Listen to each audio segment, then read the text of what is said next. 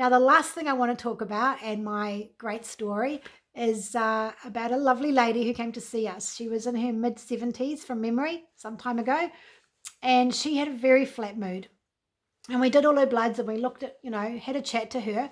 And there was a few mild deficiencies here and there.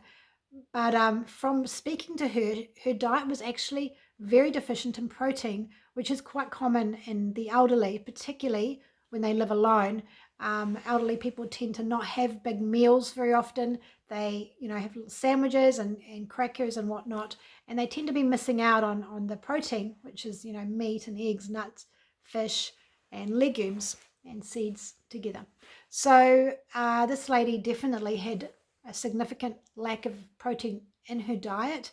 And she didn't really want to eat a lot of food either. She didn't have a great appetite. So we gave her whey powder and specifically free form amino acids, which means the protein was already broken down into its individual amino acids. So she didn't have to break it all down in her stomach. She could just take the protein powder. Transformed her life, like the other guy we were talking about, and she felt amazing. She didn't need anything else. She didn't need B vitamins or anything else, and she didn't have to really radically change her diet, which in your 70s is not necessarily the easiest thing to do. You like to eat what you like to eat, and so she just added the whey protein in, and it was absolutely fantastic. She was wrapped, we were happy, and she went on her way.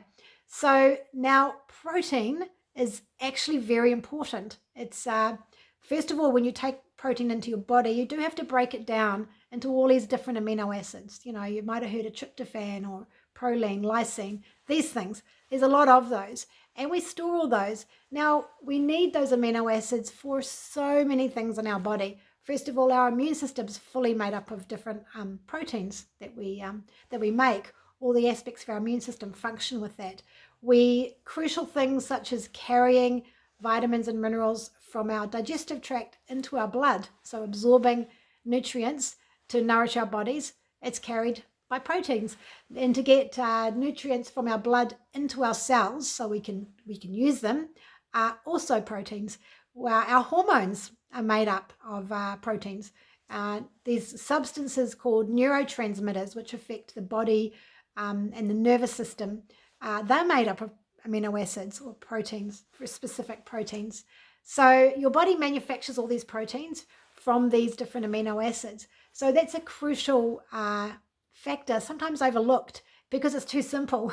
It's very simple, but actually very fundamental. So taking a close look at the diet, and if there is a lack of protein, a good quality protein, a good amount of protein, then that's a simple answer. We use whey in that instance because actually whey is quite good in that sort of situation. If there's a dairy intolerance or you don't want to have dairy for any reason, pea protein is also excellent choice, particularly golden pea protein if you can find it. But either way, you get a good complement of all those different amino acids, and then your body can function so much better. So I hope that's useful to you if you can use that right away or with someone that you care about or know. A very quick look at their diet to see if they're not eating enough protein will give you that idea. And here's to your better health.